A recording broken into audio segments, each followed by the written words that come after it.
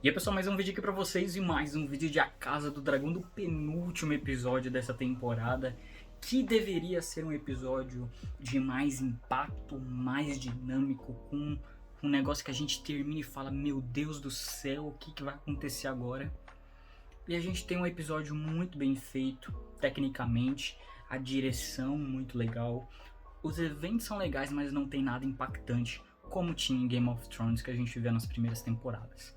Então esse episódio teve essa pequena falha, mas foi um episódio muito bem conduzido, muito bem feito, com um clima de velório e de perda que deveria ter pela morte do rei. A gente sente isso porque a gente acompanhou esse cara, a gente viu o que ele fez, o que ele não fez, o que ele precisava fazer, e quando ele morre deixa esse vazio no trono, que é mostrado logo no começo, é muito impactante, é muito legal. Mas já vai deixando o like, se inscreve no canal, ativa as notificações para não perder nenhum vídeo, comenta. Vocês acharam que esse episódio faltou algum impacto maior, como era nas séries de Game of Thrones? Ou não? Foi um episódio demais e foi super impactante para alguns. Comenta aí que eu quero saber a opinião de vocês. Mas basicamente, como eu falei, o episódio começa num clima de velório, onde a Alicent fica sabendo pela empregada dela que o marido dela morreu. A Alicent começa a chorar, né? Toda a cena dela ali. A gente começa a ver a trama se desenrolando ali, aonde todo mundo do Pequeno Conselho é convocado e a gente percebe ali a Alicent. Nós somos a Alicent nesse episódio, né? Percebendo que todo mundo ali no Pequeno Conselho é na verdade só uma pessoa que não. Mas o restante, todo mundo estava tramando para que a Rhaenyra não fosse a rainha.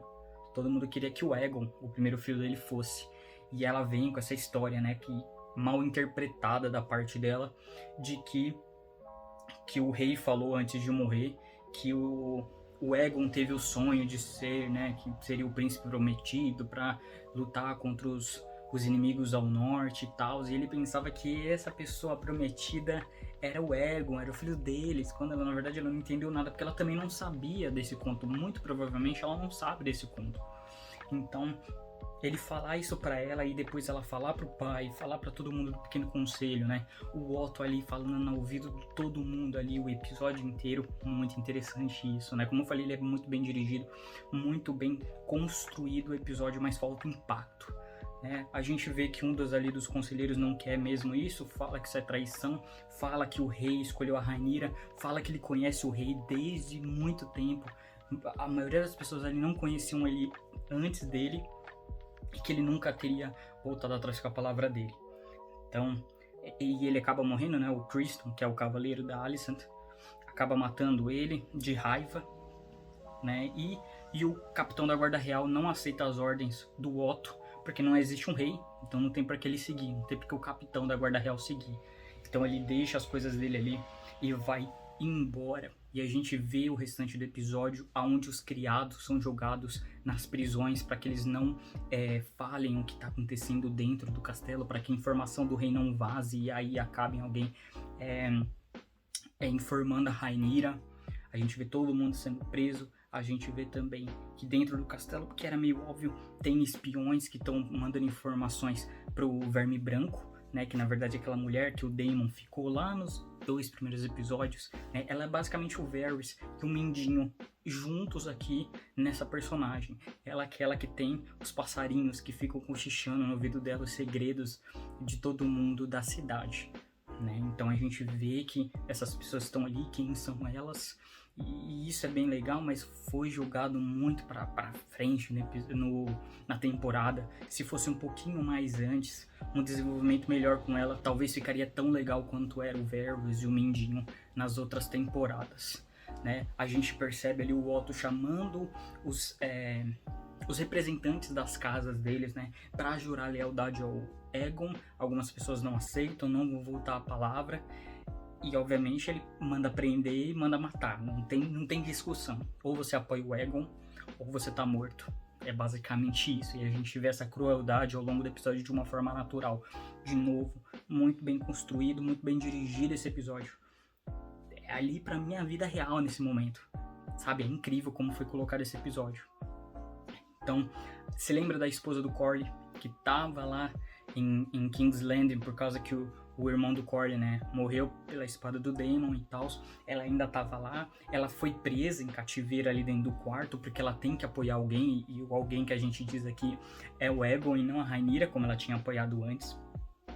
Então, a gente vê o pensamento dela, a gente vê ela, né, refletindo, ela foi deixada para refletir uma conversa super interessante que a Alicent e ela tiveram, né, onde a Alicent, ela se sente presa ao pai, presa ao ex-marido dela, presa aos filhos. Ela só tá ali de apoio, ela só tá ali alguém que vai ajudar a guiar o homem que tem que ser o rei, tem que ser alguém importante. Mas ela mesma não é alguém importante. Tanto que a esposa do Corley fala, né, você nunca se imaginou no Trono de Ferro? Essa que tá a questão, né? Obviamente eu acho que ela vai continuar apoiando a Rhaenyra ali, principalmente porque a Rhaenyra tá com as netas dela. Então fica com esse tom aí pra ver o que vai seguir agora, o que ela vai decidir, se ela vai apoiar a Rhaenyra de fato ou não, ou ela vai se afastar de tudo isso e também não apoiar nenhum dos lados, ou apoiar secretamente ali a Alicent, né? Então vamos ver como é que vai suceder essa parte aí da esposa do Corley, né? Toda a casa Velaryon, como é que vai se sair. E o episódio é basicamente em torno ali de achar o Aegon, é uma corrida para ver quem acha o Aegon, se é o pessoal do Otto, né, da mão do rei, ou se é, o comandante e o irmão do Aegon. Quem dos dois acha? Quem acha ali o pessoal do Otto ou o pessoal da Alicent, que ela pede para achar. Né? Então a gente vê toda essa corrida, a gente vê um pouquinho do que o Aegon faz. Né? Então ele vai em bordéis, ele vai em luta clandestina de crianças, onde a gente vê um pouquinho como é desenrolado aquilo, onde as crianças ali deixam os dentes mais afiados, a unha mais afiada para poder lutar melhor. E são crianças de fato, né? Para você ver quão cruel é aquele mundo ali, o que ele vai assistir. Mas claro, pelo que parece, não é isso que ele vai lá para fazer. Ele vai para ver a filha dele, que eu não consegui ver direito se era filho ou filho. Teve um problema. Teve esse episódio de novo, alguns tons muito escuros que acabavam impedindo de ver algumas partes ali, mas eu acho que é uma menina. Pelo que eu consegui ver ali, mais ou menos, eu acho que é uma menina. Que tá lá, que provavelmente é um bastardo dele, já que ele, né, dormiu com tantas mulheres aí. E a gente vê que ele foi pego, né, pelo Verme Branco, e aí ela faz um trato com o Otto, onde ela vai tirar essas crianças da rua, onde elas estão lutando lá, a coroa vai ter que agir em King's Landing de fato, tirando essas coisas. Ela é a Robin Hood. Ela é a Robin Hood do negócio. Ela quer tirar dos ricos e dar pros pobres. Basicamente isso, né? A gente vê o trato deles lá e mais pra frente com certeza vai ficar mais interessante. Uma mulher que contém tantas informações, que pode expor a qualquer momento. Tanto que ela fala, eu poderia simplesmente matar ele e acabou.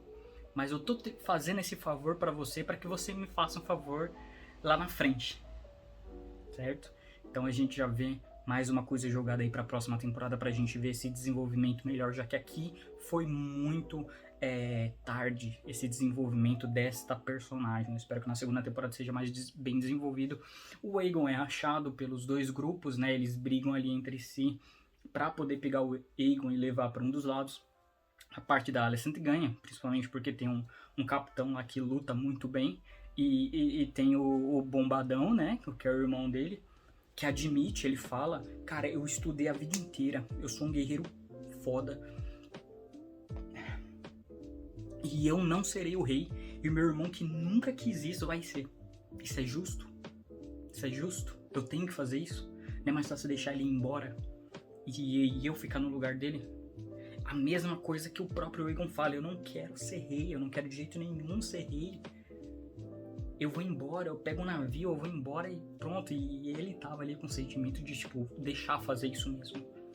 Né? As expressões nesse episódio são maravilhosas. Tem uma cena que eu não me lembro o nome do personagem agora de cabeça, mas que é aquele personagem que é deficiente, que ele tem uma perna meio virada ali, que ele é um cara muito sombrio, ele matou o pai e o irmão. Então a gente vê ele conversando com a Alicent e ele falando desses passarinhos, dessas pessoas que estão vazando informações, e que o pai dela deixava isso acontecer. Ele sabia que isso acontecia e ele preferia que isso acontecesse mesmo. A favor dele, óbvio. Então a gente vê um pouco mais da relação desses dois personagens, que eu não tinha percebido isso nos outros episódios que eles interagiam, mas ela tem que dar algumas coisas pra ele. Eu não entendi se ela tem que fazer o ato com ele, mas ela começa a tirar os sapatos e coloca em cima da mesa o pé. Ele olha, dá as informações. Depois disso ela tira as meias, eu acho que eram as meias que ela tava. E aí ele dá mais informação, ela sobe a saia. Ele tem fetiche por pé, já deu pra ver isso, mas eu não sei se eles concretizam o ato ou não. Essa é uma questão que pode muito bem ser desenvolvida nas próximas temporadas também. Vamos ver como é que vai sair tudo isso aí. Mas foi interessante de saber que eles têm essa relação. E a gente percebe a conversa que ela teve com a esposa do Corley, é isso. Ela tá presa, ela tá numa prisão, onde tem um monte de homens cercando ela, pedindo coisas pra ela, e ela tendo que ajudar todos eles. A única coisa que ela quer é uma janela. Ela quer continuar na prisão, e ela vai continuar na prisão. Mas ela precisa pelo menos ter uma janela pra se sentir um pouco mais livre, sabendo que ela nunca mais será livre. E nesse episódio ela reforça a amizade dela com a Rhaenyra. Ela fala, não, a Rhaenyra tem que ser avisada de uma forma oficial, né, para se juntar conosco, para admitir que o pai dela errou e vai apoiar o Aegon. Tem que ser de uma forma oficial. O Otto queria por baixo dos panos matar eles e acabou. Era isso que ele queria, né, e ela não aceita isso. Então a gente vê essa posição mais firme da Alicent, né, e basicamente o Aegon é coroado, por sinal uma cena que é muito bonita, mas, porém, entretanto, todavia, ela acaba tendo alguns problemas, porque o efeito, né, daquele lugar gigante, que agora eu me esqueci o nome, mas daquele lugar gigante, claramente dá pra perceber que é efeito especial. Uma telona verde linda, maravilhosa ali no meio, né, então teve uma pequena falha aí de edição, sei lá, de efeitos especiais, tanto que o dragão mais pra frente ficou muito lindo. E aí, se lembrem da esposa do Corley que ficou presa ali no quarto.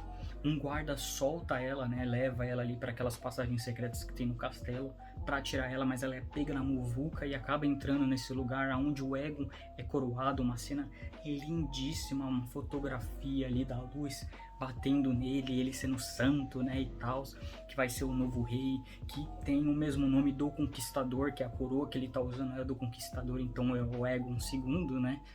Então isso é muito legal, muito bonito de se ver ali, bem legal. E ele recebeu da Alicent a adaga, a famosa adaga aí, que mata o Rei da Noite mais pra frente, na história de Game of Thrones, né? Então foi legal. E essa tia, né, essa prima deles ali, ela acaba na muvuca, mas ela sai pelo cantinho, porque ela conhece todo o ambiente ali, né? Se eu não me engano, ali parece o Fosso dos Dragões ou algo do gênero, pelo que parece, porque ela vai pela passagem. E aí ela tira o dragão de debaixo da terra ali, mata um monte de gente. E ao invés de ela simplesmente acabar com a briga inteira, que seria matando o Aegon e matando ali o restante que sobrou, né, o Otto, a Alicent, o irmão do Aegon, em vez de ela fazer isso, não. O dragão só ruge e vai embora. E acaba assim o episódio. Meu Deus, faltou impacto. Claro, essa cena foi muito legal, o dragão saindo do chão e destruindo todo mundo, e o desespero do pessoal correndo, e o pessoal fechando a porta, e o cara falando pra não fechar, não fecha, abre essa porta, pelo amor de Deus, né? Então, foi legal essa cena, mas ela não foi impactante. Ela não foi uma cena que você fale, caramba, o que é isso? O que eu estou assistindo? Ficar impactado, faltou isso. Esse episódio, de novo, ele foi muito bem dirigido, muito bem construído, quase perfeito, né? Tanto que eles deram, né, tacaram fogo no like aí embaixo, que vocês vão, sei que vocês vão também tacar fogo, né? E se inscrever no canal, mas faltou o impacto que tinha nas outras temporadas. E o pior é que a gente vai fazer essa comparação porque tá no mesmo mundo. Tá no mesmo mundo, são quase os mesmos personagens. Se você perceber, o que vai se tratar agora é da briga pelo Trono de Ferro, aonde um se intitula rei, a outra se intitula rei, e eles vão brigar pra ficar no lugar. A diferença é que em Game of Thrones, em vez de ter 2, tinha 5, 6, sei lá quantas pessoas brigando pelo Trono de Ferro, falando que tinham direito de ter o trono. é a mesma coisa. Se você for parar pra pensar, a diferença é que essa história aqui vai ter uns negocinho bem doido mais pra frente, nas próximas temporadas, que se eles adaptarem vão ficar bem, bem pesados, até mesmo pros padrões de Game of Thrones, da minha opinião. Né? Mas é isso, um episódio muito bem dirigido, partes com fotografia muito bonita, né? O episódio melancólico no começo e até a metade, como deve ser, mas faltou impacto, faltou algo impactante no episódio. Foi legal ver ali a relação dos personagens, o que o irmão do Aegon sente de verdade, o que ele quer ser de verdade, né? Ver ali o Aegon no final, ele não... Né, o episódio inteiro ele mostrando que não quer ser rei, mas quando ele coloca a coroa e vê todo mundo saudando ele, ele fica, né, excitado. Né, e essa eu acho que é a melhor palavra que define esse cara, já que ele é um safado de carteirinha, né? Mas, cara, faltou impacto. Eu tava empolgadaço pra esse episódio, mas faltou muita coisa. Né? Mas vamos ver como é que vai ser o episódio 10. Daqui a pouco deve sair aí, que eu já tô gravando logo quando acaba o episódio, eu nem faço muita coisa. Então vamos ver aí quando sair o preview do próximo episódio, o que vai ter no episódio 10, que deve ter mais tempo aí de episódio, né, pra gente poder assistir e ter uma conclusão, já que esse episódio não mostrou Rhaenyra nem Daemon nenhum. O do outro lado, a gente só vai ver no próximo episódio como é que vai ser. Então, de novo, deixa um like, se inscreve no canal, ativa as notificações para não perderem nenhum vídeo, comenta.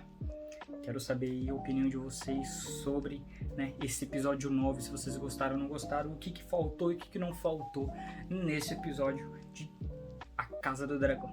Então, muito obrigado.